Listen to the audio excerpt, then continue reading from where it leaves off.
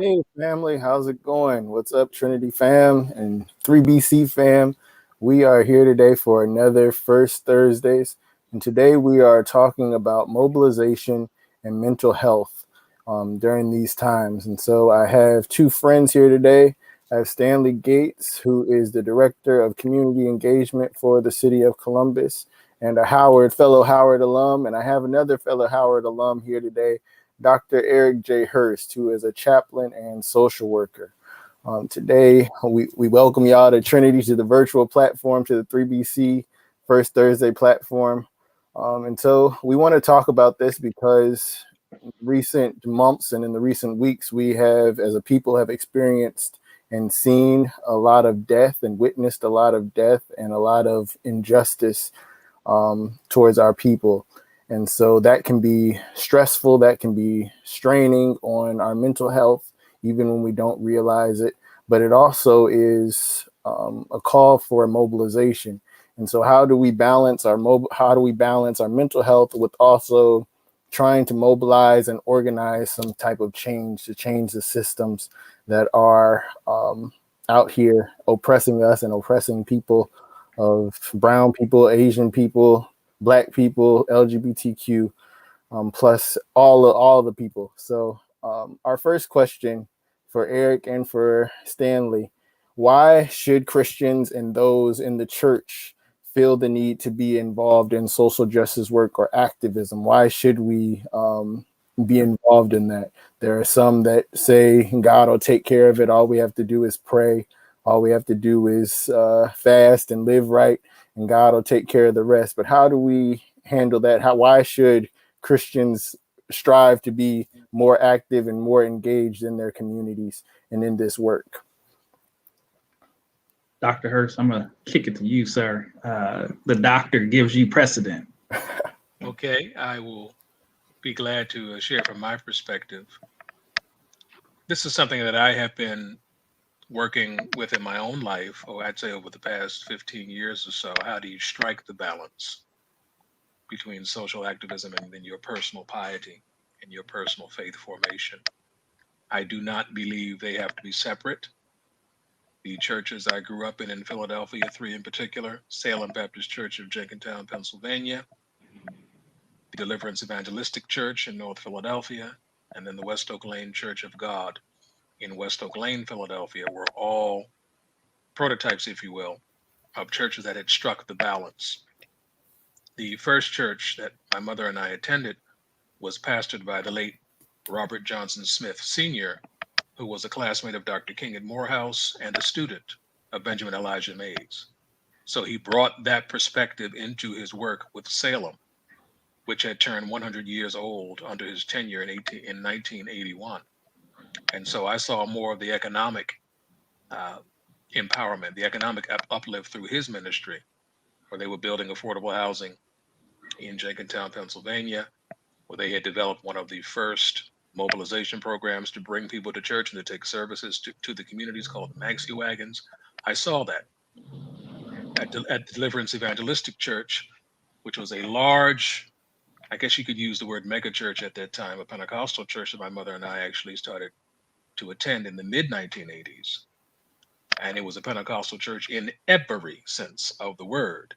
But they had the social justice aspect where they were ending food deserts in North Philadelphia, not just in terms of distributing food, but building supermarkets where there were previously never supermarkets in that part of North Philadelphia, building affordable housing, bringing services to the community, and then moving the church, building an edifice right in the heart of the community next to their shopping center and where they had their resources called Hope Plaza. So it was Deliverance Village and Hope Plaza. And then when I was in high school at the West Oak Lane Church of God under Horace W. Shepherd Sr., that church had a strong presence right in West Oak Lane by opening up a school for primarily Black children and then being engaged in feeding programs and other types of activities. All the politicians in Philadelphia and the surrounding area came to those churches. They knew those were places that they had to come, where they had to present their platforms. And in the case of Deliverance Evangelistic Church, which is still open today in North Philadelphia, I remember Mayor Wilson Good came, the very first Black mayor of Philadelphia. And he had to wait until the people were done running, falling out, and everything else before he could give his platform. That's how much influence they had.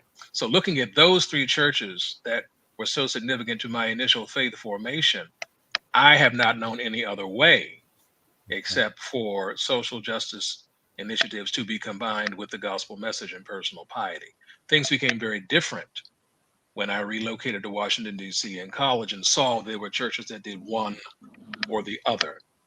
And then with the mega church movement, it all became about personal uplift and personal development. Now I'm seeing where churches, particularly in marginalized areas, to include Black, brown, and poor white, are understanding the need that these things are naturally merged. And when we think about scripture, I'm going to refer a lot to the Lord's Prayer tonight. When we pray, thy kingdom come, thy will be done on earth as it is in heaven, I believe that includes social justice and working for equity. So when we pray that as people who identify as Christians who are in the church, joining with other people of goodwill, we have a mandate to pursue the common good. And social justice is tied in pursuing the common good. So that's how I'll answer your question. Good stuff. Good stuff. So I want to just make an announcement for the people watching. You all can interact. We can see your questions. We can see your comments. So if you have questions, if you have comments, you can go ahead and put those in the chat. And we can see those, and we'll try to get to those questions and comments as the conversation goes on. This is a space of grace, love, and community, so keep that in mind.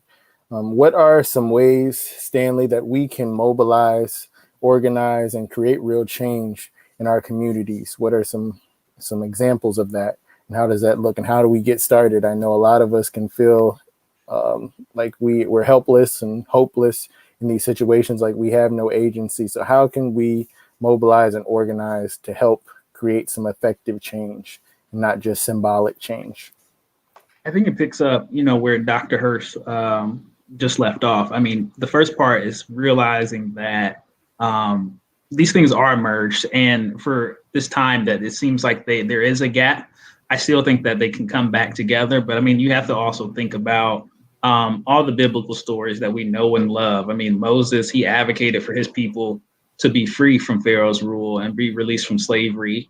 Jesus quite literally died fighting for justice and the common good. And so folks ask all the time, what would Jesus do? Jesus will be out here in the trenches. He would be out here in these streets working for people. And we should be doing the same thing as well. I mean, the church in many places has gotten very comfortable being in the building rather than being out on the battlefield. And I think we saw that. I know we saw that in the civil rights movement. And that's why it was so successful, because of the collaboration between the Black church and activism. They were essentially one and the same. And so when we're asking the question of how can we mobilize, organize, I mean, we have the examples from history. I think that so often we get caught up in trying to recreate the wheel. The examples are there. History repeats itself, and the church just needs to be visible. The Black church and Christians, we got to get comfortable talking to those that are outside of the church. The folks that are already in the church, we see them on the weekly basis, sometimes more than the weekly basis. And, for our generation, it's many of folks have left the church, and we need to figure out how we can meet them where they are. And second, we need to welcome the activist community into the church and just sit down and listen to them, have a conversation, feel that divide and that gap, because it's become wider and wider over the years. And lastly, I would say we need to organize ourselves. We need to have community-wide prayer meetings. We need to come together and march to City Hall. We need to work together beyond denomination and even religion. I mean, again, we saw that in the civil rights movement with Dr. King, who was leading a social justice movement from within the church. But then also, outside of just the Christian faith, we had Malcolm X, who was also leading a movement as well through the Muslim faith. And so, we have to figure out how we can bring these two together, because at the end of the day, we all have the common desire that we just want to live freely and be treated with decency. And so I think that that's how we can mobilize and organize, is looking at history, looking at how things were done before, and just trying to make sure that we capitalize on this opportunity that we have. What do you all say to people who have gotten tired? It seems when things happen, the go-to response is sort of to march and to vote, and a lot of people feel like they haven't seen much change when they march and when they vote. They say that we all went out there in June last year and we're out there marching. We voted in November, and still our Congress people and our elected officials and our president, vice president, all of these people haven't really listened to us and haven't really done what we've asked. What do you say to people who feel like that, who feel kind of jaded by the marching and voting? And what are some ways, I guess, some more creative ways or ways outside of marching and voting that you would suggest to them? I think this one's in my wheelhouse, especially, with the role that I have. I think, and I have been saying this in sometimes it offends folks, but I think it's the truth. Last year, in that moment when George Floyd was murdered, Breonna Taylor was murdered, Ahmaud Arbery was murdered. It was a moment where the pandemic also capitalized, and folks were tired of being out inside their house. And so it became the trendy thing to do, to be out and march. And so, folks were in that moment.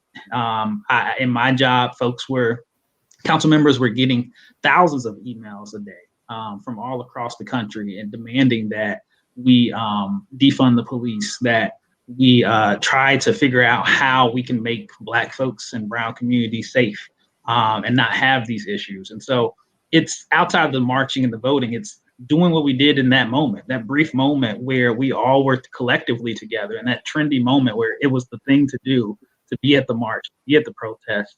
It's doing that, and also taking it a step further and doing the emails, calling your elected officials, not just on the federal level, but then also the local level. Because at the end of the day, the local politics is the one that actually affects our lives. Those are the ones that those are the things that we don't even think about. The lights that we have, the electricity, the water, those are the things that we don't think about that are just so important. And so, if folks are tired of marching, I know I got into a moment where I was tired of marching. It was like, all right, I want action now. That action starts with the local politicians, the state politicians, not to be political, but that's where it is. At the end of the day, we have to make sure that we're holding them accountable. And even after we get whoever we want in office, whether Democrat, Republican, Independent, and so on, we have to make sure that we hold them accountable and make sure that the things that they promised while they're on the campaign trail, that they actually deliver those things. I would add that for your generation, I think there is a great fascination in the stories of the civil rights movement. But the reality is many of those events that we talk about year after year during Dr. King Day, Black History Month, many of those events, it took years to accomplish. It took years to accomplish the desegregation of the buses in Montgomery, Alabama. It wasn't just that Mother Parks sat down and then that was it. And they walked around for a couple. It took years to plan, to orchestrate. And then about I might be wrong, but I think it was at least 2 years or close to 2 years of the boycott that finally got things going once people realized that the money was effective. Once the majority realized that they couldn't get things done in their homes with their domestics, the buses weren't getting the money, then that made room for conversation behind closed doors. So it was the marches, understanding that it's longitudinal, it takes time, and then having the people who can engage in the next level of the conversation behind closed doors to help negotiate to get what is needed. All of that has to work together, and it takes time. We're tired, we're frustrated, we're angry. George Floyd and I were the same age. That hit me personally.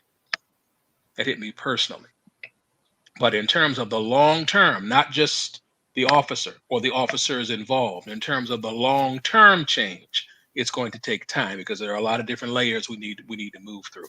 And so I'm encouraging people to really keep that in mind. And while we are waiting for the change and working for the change, we must take care of ourselves. These things are terribly disheartening. They are heartbreaking. They are demoralizing. what we went through last summer, which I think would not be unfair to describe as a bloody summer of sorts, that has a direct impact on our hearts and on our minds and on our spirits. And so while we're working for change, while we're advocating, we must also find ways to take care of ourselves, to express our frustration, to express our anger in constructive ways, and to get the help so that we can go on to the different stages of the journey. Those two things have to go hand in hand also. Yep. And that was actually going to be my next question, is when we're talking about consistency and talking about patience and waiting as we work towards justice, that can be exhausting. A lot of people become burnt out. A lot of people become stressed out. A lot of people, we've seen some people die from the stress. So Dr. Hearst, what are some ways that we can, in the waiting and in the working, what are some ways that we can keep our minds healthy and keep ourselves and our sanity as we work towards changing these systems? Several years ago, I had an opportunity to attend a training event in North Carolina, and it was at a Christian retreat center. The speakers there were Jill and Stuart Briscoe. They are British evangelists, and they are older. Stuart Briscoe said something that was quite powerful that I have not forgotten. He said, "You must learn how to rest out so that you do not burn out."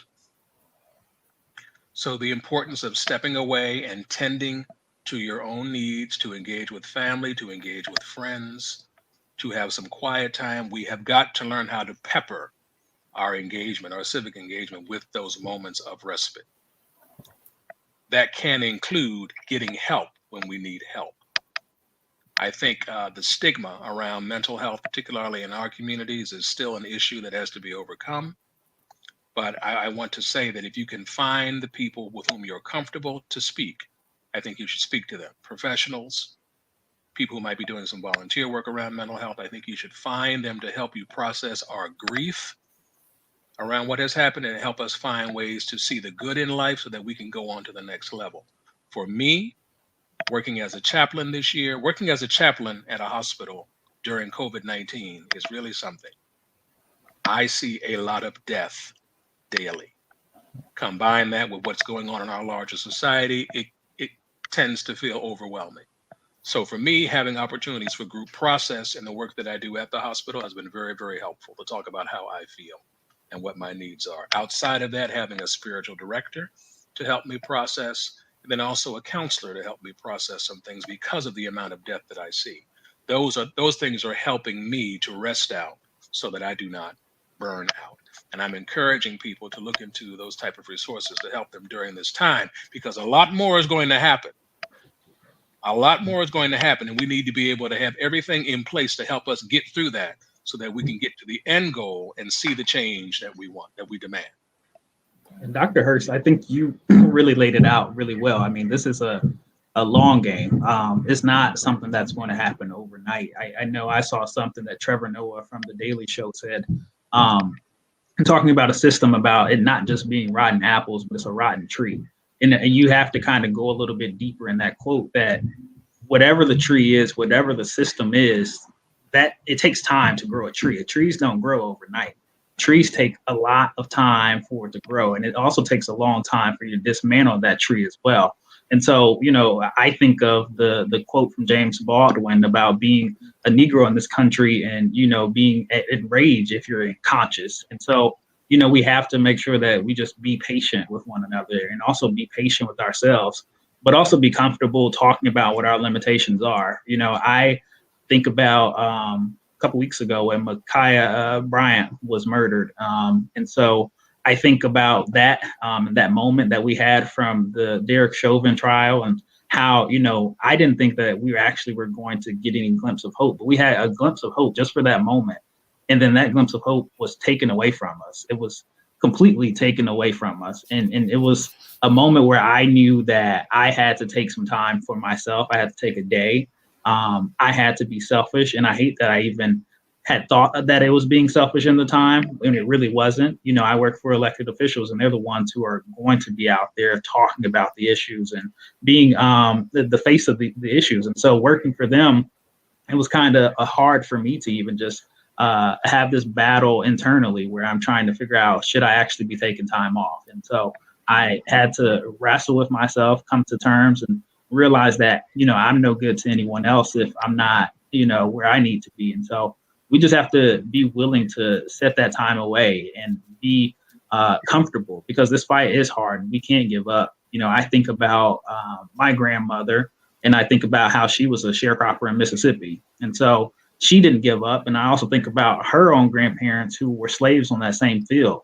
And what would we be if they gave up, if they stopped fighting? And so we have to make sure that, as much as we're trying to be conscious and get the work done, we also have to make sure that we're looking out for ourselves and taking time, whether that's with a spiritual leader, whether that's with a therapist. I try to make sure I always advocate for folks to check on their mental health, take a mental health day, go talk to a therapist.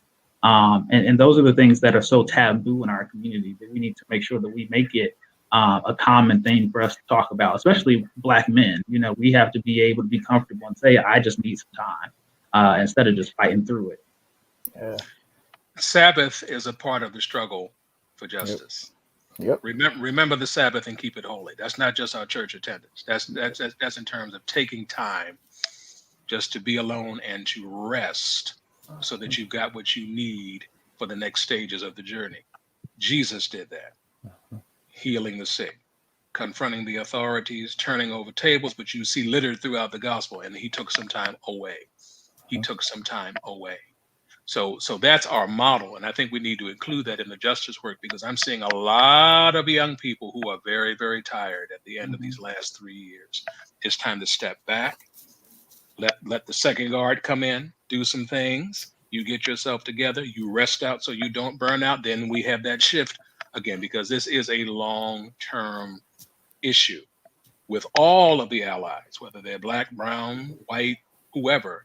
It is a real long-term struggle. And if we're going to see the end of it, we've got to learn how to preserve ourselves in the process. Yep. I think that's missing from the larger conversation.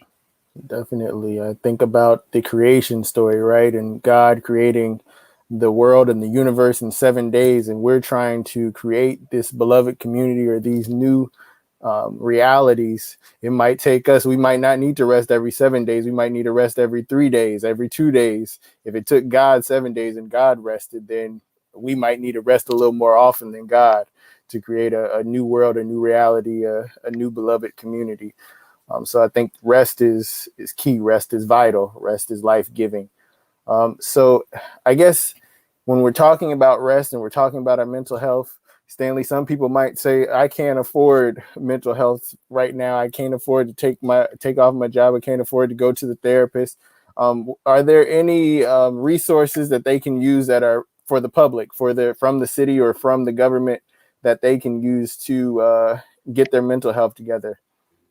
Sure. I mean, one that is outside of city government, one that, God gave us is the sidewalk, outdoors, getting some time and just enjoying the sun. I mean, especially for folks that are melanated like us, we need that vitamin D anyway to keep us up and to even give us some energy so then we can fight against some of the things that we're trying to get done. And so, that's the easy thing, is going out for a walk, enjoying the sunshine. In Ohio, it's a little bit different, here and there, especially in May when we're waking up to 35-degree weather. But, when it's sunny and when you have the chance, getting a breath of fresh air, it's really the best thing that I think people just take for granted, especially with us being locked up for so long because of the pandemic. I think it's something that we're taking for granted. So first, it's taking walks and enjoying fresh air, but then also in terms of local government things, community centers. Community centers are available.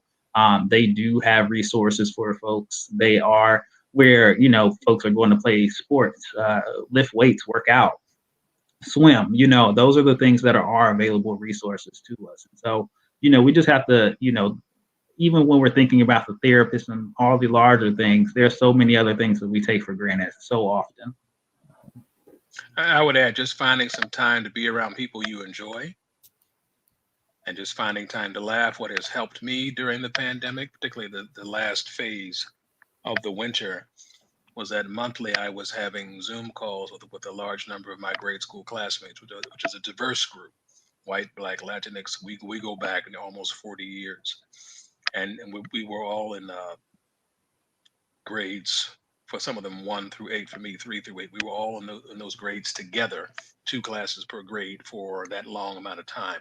So as adults, we're still very, very close, and we enjoy each other. And that really has really helped me, just to be able to be on with them 2 hours once a month and laughing and reminiscing and talking about the issues of the day and meeting their children online. That's been very, very helpful for me, to help me stay positive as I deal with a lot of things that could really cause me to be negative. Um, COVID-19 is real. COVID-19 is real. I see it daily. I see what it does to people daily in the hospital where I work. Add to that the stress and the fatigue from all that we have seen on the media as it relates to the police shootings and the incidents in different communities, and even the current conversation now over critical race theory and what should and should not be said. Those types of things are fatiguing. So you really need to have people in your orbit who can kind of help you just to sit back and laugh, sit back and enjoy music, sit back and discuss a book, sit back and in terms of the church world, pray and encourage each other and lift each other up with psalms, hymns, and spiritual songs. We really do need that type of intervention. In addition to, if the situation warrants, the more clinical help from trained professionals. So I just want to add that to the conversation too. It doesn't always have to be the high-end clinical engagement unless that is warranted, unless that is necessary. It can be just finding some time to go outside, as Stanley said, to enjoy the day and to be around people that you enjoy and to laugh and to just enjoy life. That helps us to keep moving forward. I think we often overlook the simple things. Those are some simple things that we can all do. A lot of people probably didn't even think to just hang out with people you enjoy. We spend so much time at work or elsewhere with people that we might not enjoy, and just finding time to create space and create safe space with safe people and good people that we enjoy. We talked about the systems, and we talked about all of the different things. We talked about COVID-19, we talk about racism, we talk about all of these things that are affecting us in the layers. And I want to go back to the sort of mobilization and the organization piece. How do we, when it seems to be all of these things stacked up, when it's take the Ma'Khia Bryant case, for instance. So Franklin County Children's Services, or the Children's Services failed her, the police failed her, the adults in her life failed her. How do we take all of these and go through all of these systematically to sort of mobilize and create change so that doesn't happen again? How do we organize that and process through that? What are some ways that you all see that we can process that? And is there a, because I know a lot of times we try to focus on the police, but in this case, it's the police, it's social services, it's all of these things that, and it can be overwhelming. So how do we process that and deal with that? I think it's a loaded question. I do think it also picks up where we left off. I mean, the first part is looking out for yourself as well. I mean, there's so many pieces, like you said, and so many elements of what's going on in that situation, just like there are in others. There's the racism, there's the police and safety, there is the foster system, as you said. And so with all these different things, I mean, it's trying to make sure that, again, you're holding folks accountable. There are many ways that there's been many debates about what the police officer could have done in that situation. There's been many debates about, the foster system, and there continues to be. But at the end of the day, just as much as we're giving energy to the social justice movement at this point, we also need to make sure that folks have resources that they need. So situations where, if it is Ma'Khia who is a foster child, we need to make sure that she has the resources she needs, so then she can be able to feel comfortable in her own home, to be able to feel like she has the resources she needs, that folks in more affluent neighborhoods don't even think about because they have them. We need to make sure that we're holding, going to school board meetings and making sure that she has what she needs when she goes to school, where she's more than likely spending more time. Our youth are spending a lot of time in schools. We need to make sure that there are resources for them to be able to get jobs, and make sure that they have jobs available for the meantime when they're out of school. We also need to make sure that their parents are well equipped. And so it's so many layers that are involved in that question, that it's really making sure that folks have their basic needs met. We need to make sure that folks have their basic needs met, whether it's a good job that pays a decent wage, whether it is also just trying to make sure that folks they have all the resources that they need. I think that we overlook that so often, and we just got to make sure that we lock in on that and give the resources that folks need all the time. I think another approach would be see who is interested in what, or who feels pulled to what the greatest. All of these things are stacked one on top of the other, and you can't really get to them all at the same time. But you can organize people around different issues. And so you've got 25 people, we're going to deal with this. We're going to deal with foster care. Another group of people, we're going to deal with community policing. Another group, we're going to deal with this. I think that is a good way to mobilize and strategize also. One thing we haven't talked about yet, for the community in which this happened, if there's a homeowners association, that needs to be addressed too. There needs to be some work done with that community, with that homeowners association, about how it could come to this. The people are coming in, the people in the neighborhood are taking part. That needs to be discussed also, about how you really rebuild community and work through the tragedy of this event, so people feel safe in their own homes, have a sense of community, and work together so it does not happen again. And also would add that folks have roles. I'm sorry, Dr. Hearst, I didn't know. I'm sorry to interject, but folks have roles. And, at the end of the day, I know, at least in Columbus, I think that we're resource rich. And it's really just trying to make sure that we're connecting the dots. Mm-hmm. I was going to say, I remember growing up. Now, I'm an older generation. Yes. I'm an 80s kid. I grew up in the 80s. Yes. But I do remember in the communities in which I grew up, that you did have people looking out for you. I think it was kind of the tail end of that. So if you did something 5 blocks away, there was a phone call through the neighborhood association to your parents. And by the time you walked in trying to give high fives, you had to sit down and give an explanation about what happened. Or if people were concerned about something, people looked out for each other. I think I have not seen much of that where I am. Perhaps that is the case in some communities in Columbus. I have not seen much of that where I am. I think everybody's in their own little world. But when I was watching the video of what happened in Columbus, I was very concerned about the sense of community. Yes, it's coming together post-tragedy, but what was it like before? What was it like? What was the environment like in which that happened? Those are things. That's an excellent opportunity for some community mobilized mental health persons, crisis response persons, some churches, some faith-based organizations to come in and start working with that particular community on how to rebuild so that type of thing does not happen again, while holding people accountable so it does not happen again. Yeah, I think that's good. I think that's a thing that we need to do, is get back to community.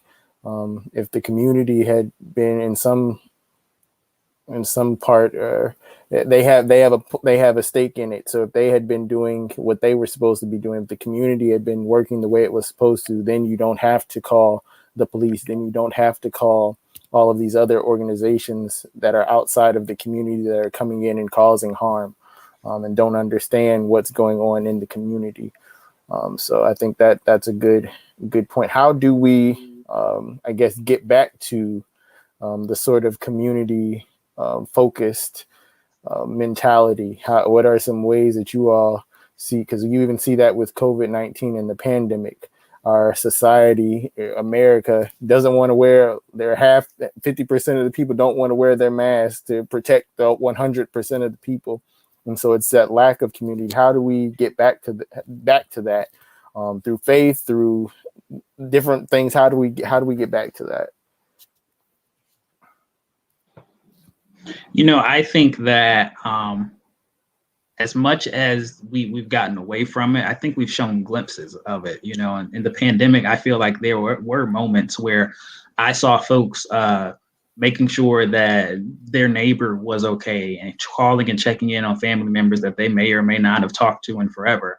And I think we've had those glimpses, and we just need to continually do that and build that community with one another. When folks didn't have tissue paper, because we know that at one point people were acting really crazy about tissue. And so, people were looking out for one another, and they were looking out for their neighbor. And that's just what we need to get back to. We need to get back to the basics. We need to make sure that our neighbor is good. I know, not our generation, but the generation before, they talk about that village, and we need to get back to the village and being able to look out for the other person. We need to make sure that they're okay. And like I said, we've had glimpses of it. We just need to make it much more of a reality. And so little things like checking in with your neighbor. It's a thing that I know that folks do in the suburbs all the time. They invite their neighbor over to have cookouts. They invite their neighbors over to be in their lives and their children's lives, and they build that community with one another. And so we just have to make sure that we're continuously thinking about the village, and that whatever that village is, we have to make sure that, we're looking out for our neighbor. And that's something the Bible always talks about.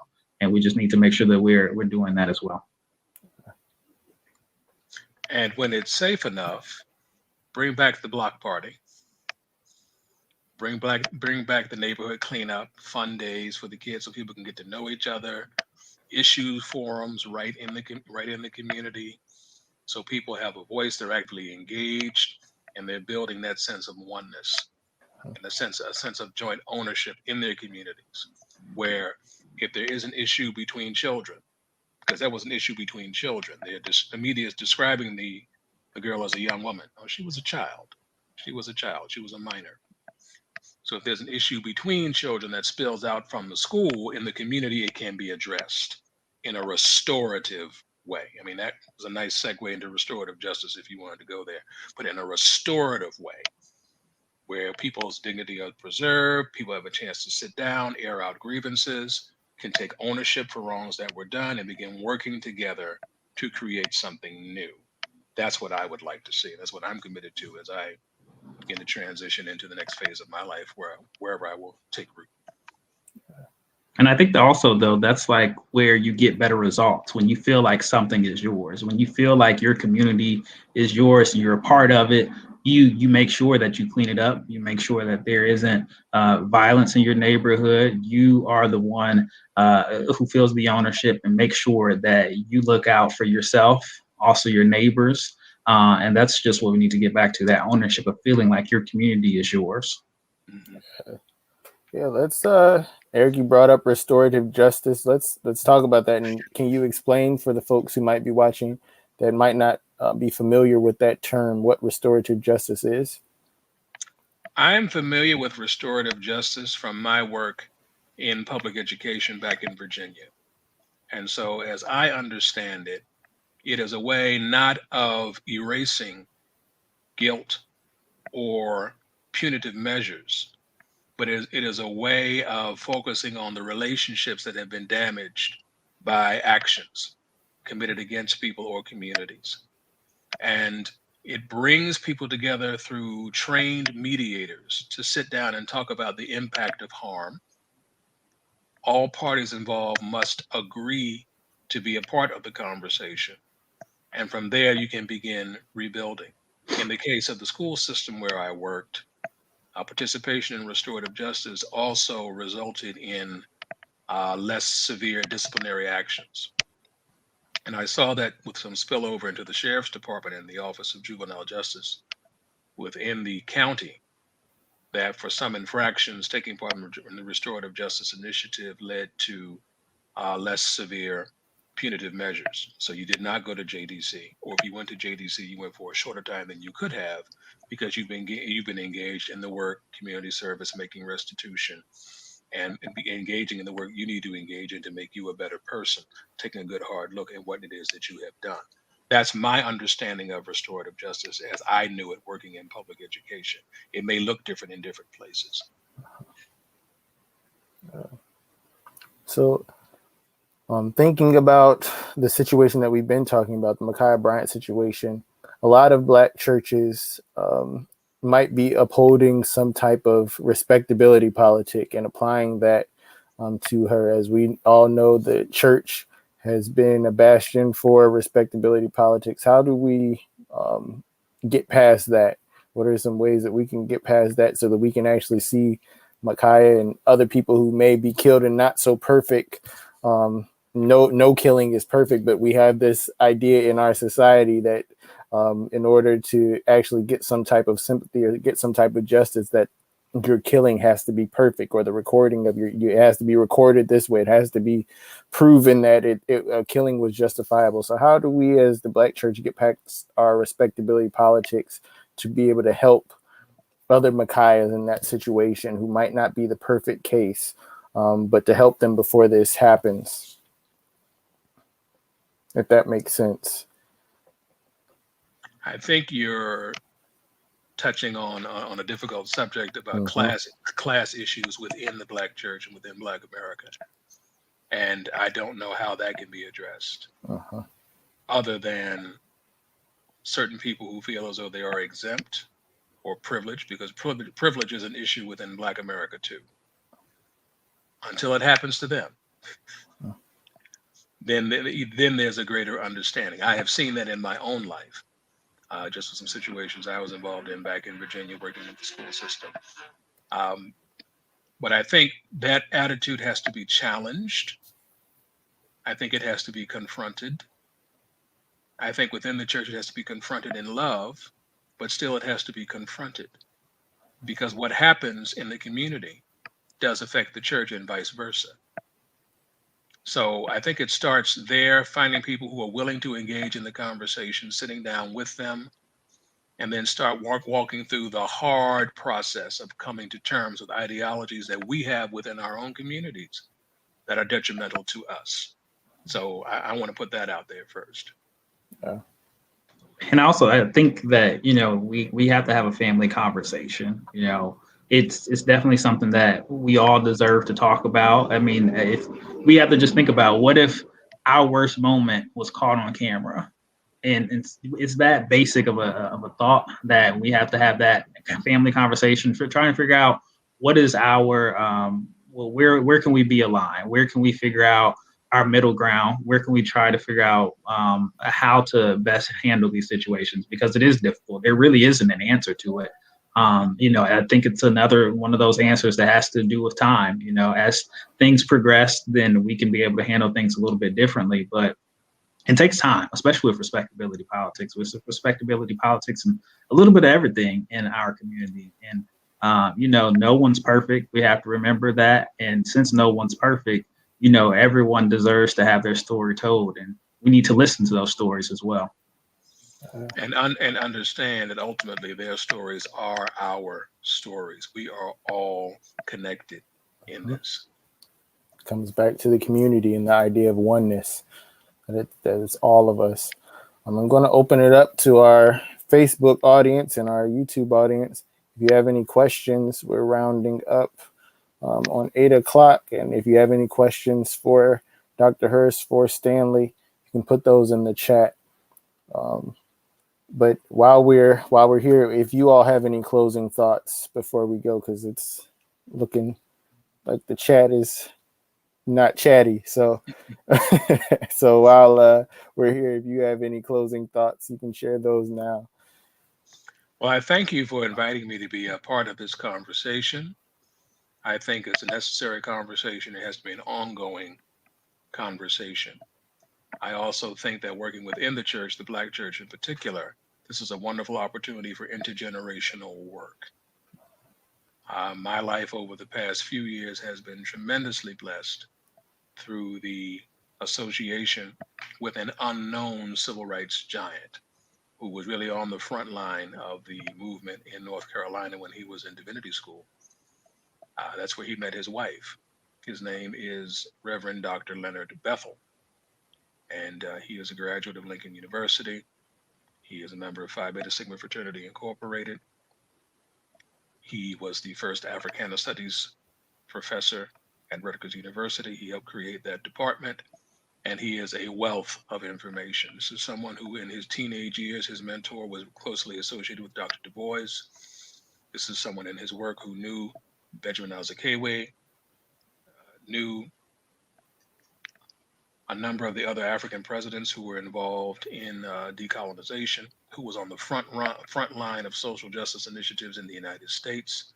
He met his wife when they were protesting in Charlotte, North Carolina, and she was attacked by an angry mob, and he ran and covered her. and they've been together for 50 years since that time. I think listening to him as he's looking to pass the torch is helpful to me. And then I'm able to pass the torch and help with those who are coming behind me so that we're working across generations to affect change. I think that's very, very important. And that's something I want the younger generations to know. This is not something that we can go at alone. We really do have to work together to listen, to learn from, and to strategize so that we can see the type of changes that we want that affect everybody positively. It's all about the common good for me. I think one of the first things I want to do, is, of course, is just say thank you to Vaughn and Trinity Baptist for inviting us. But to go into some other thoughts, I mean, I definitely agree with Dr. Hearst. We have to make sure that we're working together in between class, race, gender, etc., and try and figure out how we can find some middle ground. I think so often we get caught up with the moment and all the things that's happening right now, whether it's the fight for social justice, equity, whether it is just things that's going on in our personal life. But we just have to take a moment sometime and just make sure that we breathe and realize that there's been so much progress that's happened for not just us in our lives, but for our ancestors. Our ancestors wouldn't believe that we'd be sitting right here right now after a Black president and now a vice president who's in the White House representing Howard University. They would not they would not be expecting this right now. We have to make sure that we remember that, God would not leave us in this situation if it wasn't going to get better. And so I'm just thinking about all the things and how we can make sure that we're focusing on taking time as well. That's been an important part of this conversation. Folks need to make sure that they're taking time, and they need to be able to just kind of listen to themselves. Take that mental health day, take that time to yourself to make sure that you're good, because if you're not good, then who are you going to be good to? And so we just need to make sure that we're doing that. I think that's good. A lot of us get caught up in where we are now that we forget of how far we've come. We forget to take some time to look back and see how far we've come. We take time, or we need to take time to remember some of those ancestors that are behind us, pushing us forward. Eric, I think you brought up a good point too about finding a mentor, finding someone of the older generation who can help and give you some stories, some histories, and make things real for you, and to help you give you advice and say, I've been there before, I know, so this is how I handled it, this is how you can do it, and push us a little further. So I think those are really good points. And I want to thank you both for joining us here on 3BC First Thursdays, where our theme is grace, love, and community. And for signing off, we'll say peace for now, and we'll see you all next month on the next 3BC First Thursdays. Thank you so much. Yeah, no problem. Thank you.